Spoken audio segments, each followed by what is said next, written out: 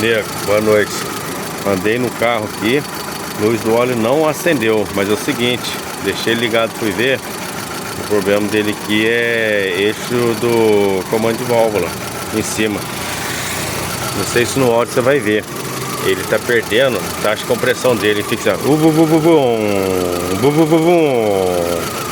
sei se você vai conseguir ver no barulho aí, ó.